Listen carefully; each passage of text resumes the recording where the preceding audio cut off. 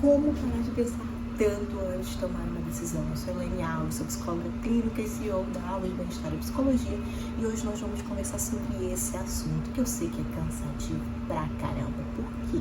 Eu sei que no dia a dia, muitas de nós, mulheres ansiosas, eu como uma boa ansiosa, eu preciso te dizer que é isso que acontece por aqui também, a gente acaba pensando muito antes de tomar qualquer decisão. E se a gente for parar para pensar, é até uma coisa muito desproporcional, né? Porque, veja, a gente acaba trazendo um peso totalmente maior do que uma decisão pequena merece ter.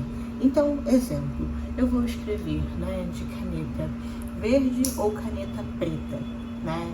É claro que isso pode ser algo muito pequeno para você, mas eu sei que a mente da ansiosa não trabalha exatamente desse ponto de vista, né? Porque a gente acaba analisando. Se eu escrever de preto, eu terei uma consequência X. E se eu escrever de verde, eu vou ter uma consequência Y.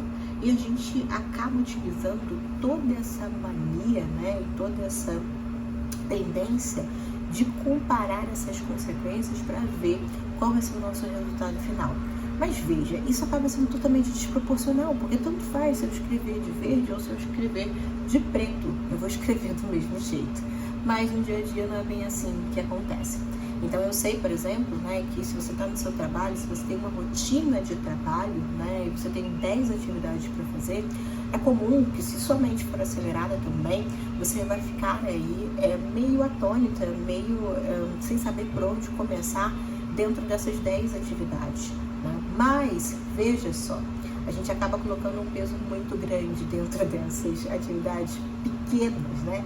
E aí, veja, aí que tá, no final do dia vem a frustração, porque a gente não consegue finalizar nenhuma das atividades, quando a gente fica presa em uma única coisa. Agora, veja bem, se a gente tivesse realmente uma decisão muito significativa, né, para tomar exemplo, eu tenho que trocar, sei lá, a escola da minha filha no meio do ano. Olha como isso sim merece, né, a nossa atenção, merece sim o nosso desdobramento para a gente parar, se concentrar nessa atividade e entender as consequências positivas e negativas dessa escolha, porque tem uma outra pessoa envolvida que pode sofrer, né, algumas consequências negativas, mas também pode se beneficiar pelas positivas também, porque a grande realidade é que toda escolha tem sim o seu lado positivo e o seu lado negativo, e a gente precisa entender isso. Mas vamos lá? Eu sei que isso paralisa a gente, eu sei que isso trava a gente e mais, isso gasta pra caramba a nossa energia, porque no final do dia eu sei que a gente tá cansada, né? E veja, são micro questões e dúvidas que nos seguem e nos perseguem. Então eu sei que a dúvida pode surgir na hora de comprar uma atividade no mercado, por exemplo. Que arroz eu levo? Que feijão eu levo? Que carne eu levo? Será que eles gostam, não gostam? Enfim, eu sei que são questionamentos que permeiam a mente de uma ansiosa assim. Porque eu sei que tudo vira uma grande questão na nossa cabeça. E aí, o nosso desafio é justamente baixar essas dúvidas para que a gente se torne confiante nas nossas tomadas de decisão para seguir em frente. E aí, como que a gente consegue destravar dentro dessas situações?